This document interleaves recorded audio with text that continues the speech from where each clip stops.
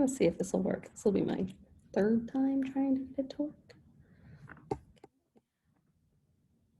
All right, friends, it's me, Miss Whiteley. We're going to be working on reviewing Unit 1, Lesson 3, Understanding Mental Math, making a 10. And then by the end of this, hopefully you'll feel far more comfortable and be able to say, yes, I can add and subtract within 20. On our standard we're working with is being able to demonstrate fluency with addition and subtraction within 20 using mental strategies. Fluency, just being able to do it without really having to think that hard about it. You're going to get there. So I wonder, how do I make a 10 to help me solve word problems? Now here's where I got to see if I can get this to work, because I had to do it a couple of different times. It's my third time doing this. So let me pause my share really quick. Wait, no, let me do that. Yeah.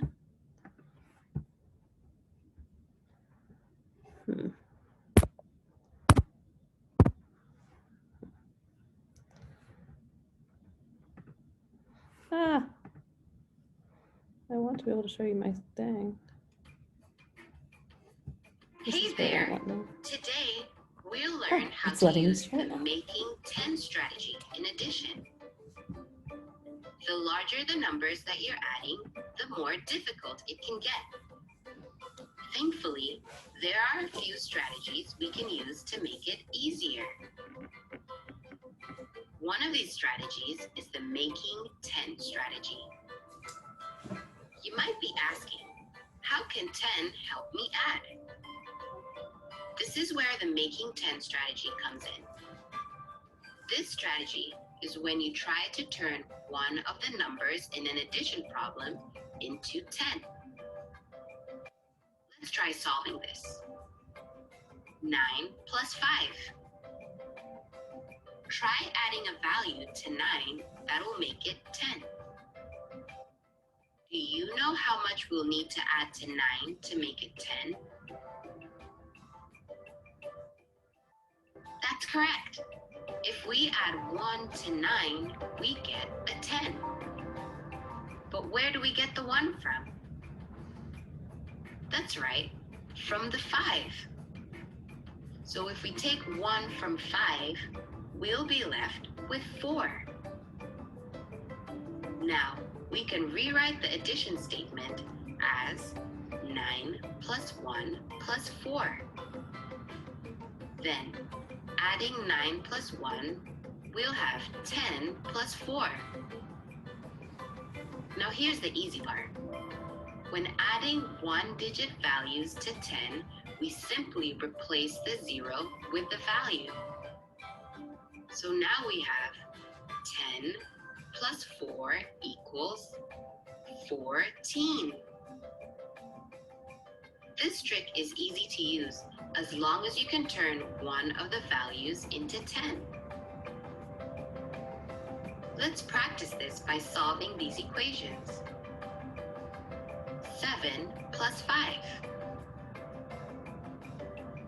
To make 10, we can take 3 from 5 and add it to 7. If we do that, we can rewrite the equation as 7 plus 3 plus 2. 7 plus 3 equals 10. So we can rewrite the equation again as 10 plus 2. Then we replace the 0 with the remaining value, which is 2. 10 plus 2 equals 12. That means 7 plus 5 equals 12. Next, 8 plus 6. Again, let's make a 10 first by adding 2 to 8. Remember that we're taking the 2 from the 6, so the equation becomes 8 plus 2 plus 4. 8 plus 2 is 10, and 10 plus 4 is equal to 14. Good job.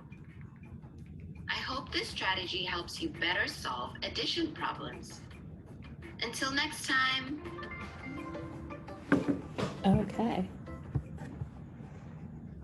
Ah. Let's keep it that. How do I get out of this? There we go, I think. There we go, okay.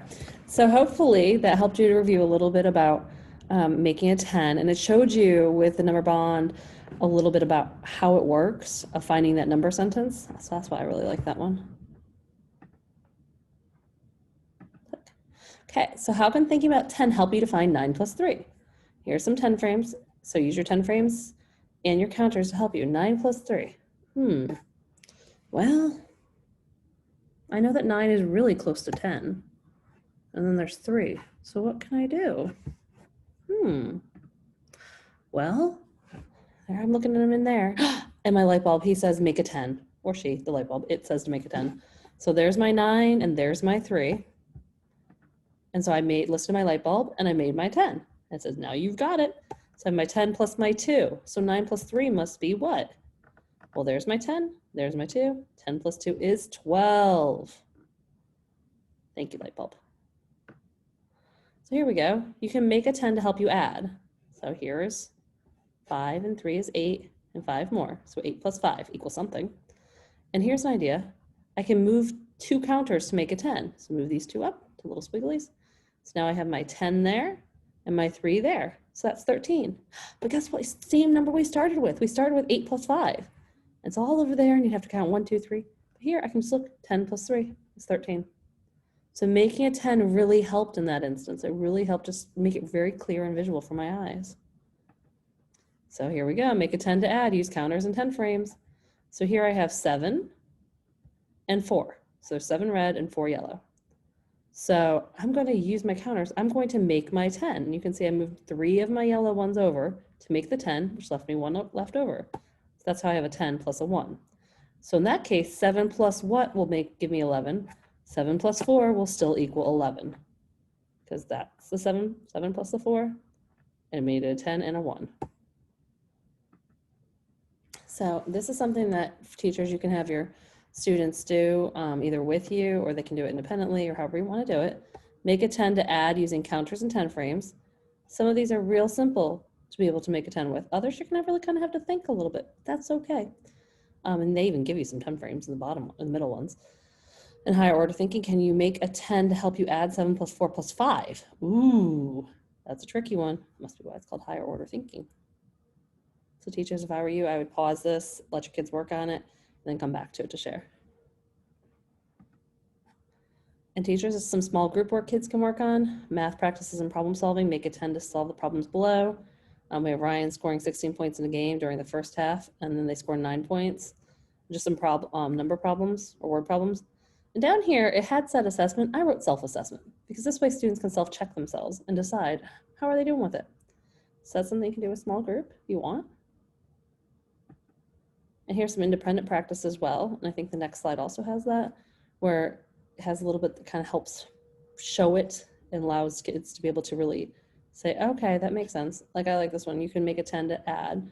This shows 8 plus 4 and show 10 plus 2. And it shows you the same idea of moving the little counters up.